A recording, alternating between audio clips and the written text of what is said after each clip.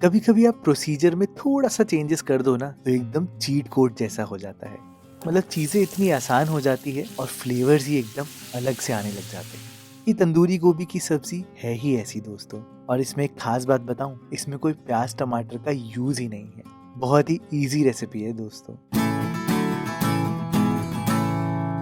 Hello दोस्तों, मैं हूं Bharat. Welcome to my cooking blog. तो फिर देर किस बात की, चलो फिर शुरू करते हैं। देखो दोस्तों, ये गोभी बनाने के लिए जो सबसे पहला काम आपने करना है वो ये है कि आपने यहाँ पर एक मसाला बनाना है। बेसिकली एक मैरिनेड बनाना है और वो ही डिफरेंस क्रिएट करेगा।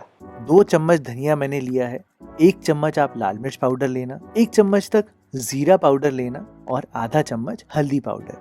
मैंने यहाँ पर आधा चम्मच अजवाइन भी डाली है, 1 चम्मच नमक, 1 चम्मच कश्मीरी लाल मिर्च। और इन सूखे मसालों को हल्का सा मिला के मैंने यहाँ पर अब गीली चीजें डाली हैं। 1 टेबलस्पून आप अदरक लहसुन का पेस्ट लेना।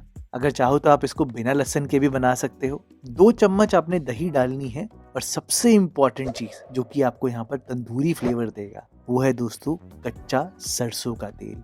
1 टेबलस्पून के आसपास रखना दोस्तों। सच में बिल्कुल तंदूरी फ्लेवर्स आएंगे और आपको बहुत ज्यादा पसंद आएंगे। ये क्या करना यहाँ पर कि अब थोड़ा थोड़ा करके पानी डालना और एक बेस बना लेना मैरिनेशन का। बाय चांस अगर आपको अभी थोड़ा पतला लगे तो घबराना मत दोस्तों, क्योंकि विद टाइम क्या होगा, ये मसाले फूलेंगे, सेट होंगे और हल्की थिकनेस में आ जाएंगे। बहुत गाढ़ा होना भी गलत है, बहुत पतला होना भी गलत है मैरिनेशन का। जिस चीज पे मैरिनेट करना है वो तो मैं आपको दिखा दूं।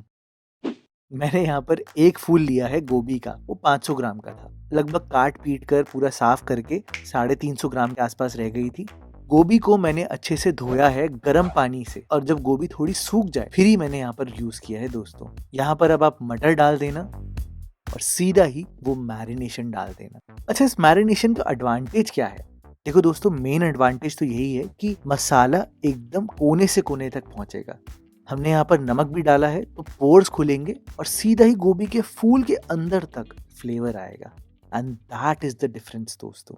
खैर 10 मिनट के लिए आपको इसको छोड़ना है, जब तक मैं आपको बहुत ही अमेजिंग बुरानी रायता की रेसिपी दिखाता हूँ। देखो, ये रायता ठंड में ही बनाया जाता है, तभी सबसे अच्छा लगता है। 400 ग्राम मैंने दही ली है और इसी दही में आप सबसे पहले नमक डाल देना, थोड़ा सा काला नमक डाल देना और लाल मिर्च पाउडर डालना। मैंने थोड़ी सी ज्यादा रखी है लाल मिर्च, आप कम भी कर सकते हो, थोड़ा मेरे को फ्लेवर अच्छा लगता है इस रायते में। बाकी आप यहाँ पर 1/4 कप से लेके आधा कप पानी डालकर थोड़ा रायते को डाइल्यूट जरूर कर देना, ताकि कंसिस्टेंसी एकदम परफेक्ट आए, बहुत एक्सट्रीमली ज्यादा थिक भी ना हो। इस रायते की खास बात है इसका तड़का। देखो, तड़के के लिए मैंने तो यहाँ पर एक दिए का यूज किया है। ध्यान रहे दोस्तों, आप यहाँ पर एक नॉर्मल दिए का यूज करना जो कि पोरस होता है। गलती से भी पेंट वाले दिए का यूज मत कर लेना, ये वाला, नहीं तो आपको पेंट का स्वाद आएगा और मिट्टी का नहीं आएगा। ध्यान रखना। दिए में आपने बहुत थोड़ा सा घी डालना है और एकदम लो फ्लेम पर यहाँ पर पकाना है। जैसे ही घी गर्म होगा, थोड़ी सी हींग और 3-4 लहसुन को फाइनली चॉप करके डाल देना। हाई फ्लेम पर मत पकाना दोस्तों, नहीं तो लहसुन जल जाएगी, सारा स्वाद गायब हो जाएगा। बिल्कुल आराम आराम से आप यहाँ पर धीरे धीरे करके कलर लेना। और ये देखो, इस स्टेज तक आपने पकाना है। फटाफट से डायरेक्टली इस दिए को दही के अंदर डाल देना और ढक्कन लगा देना और ऐसे ही छोड़ देना इसको 10 मिनट के लिए। 10 मिनट में ही दोस्तों इस रायते में गार्लिक का फ्लेवर बहुत इंटेंस हो जाता है, बहुत ही अमेजिंग हो जाता है दोस्तों। और इन्हीं 10 मिनट में मैं आपको यहाँ पर गोभी भी पका के दिखा देता हूँ।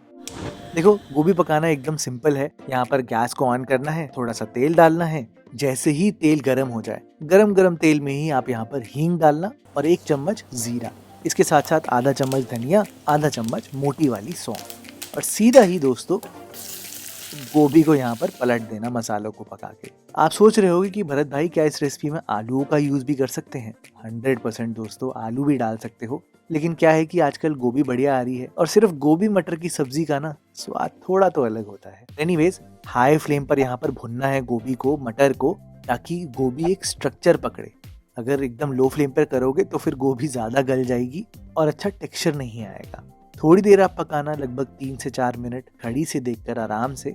आप देखना गोभी बिल्कुल पानी छोड़ने लग जाएगी। ये देखो, इसी पानी का आपने यूज करना है। अब आप चाहो तो थोड़ा सा बूंदे और पानी डाल सकते हो, लेकिन इसी पानी में मेरे हिसाब से काम हो जाएगा।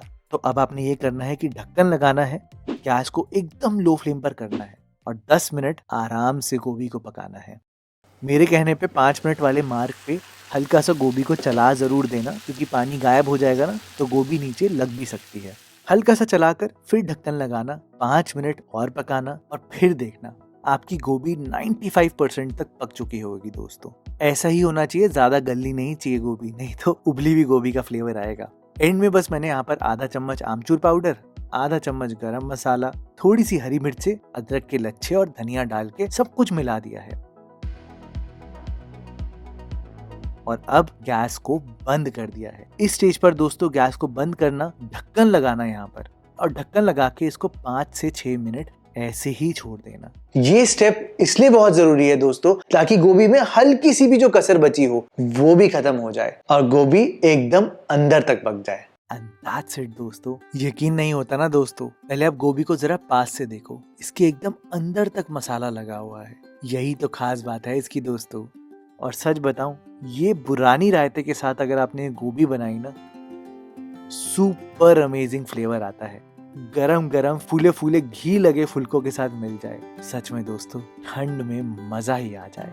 आप ये बना कर देखना, आपके घर में सबको बहुत पसंद आएगा।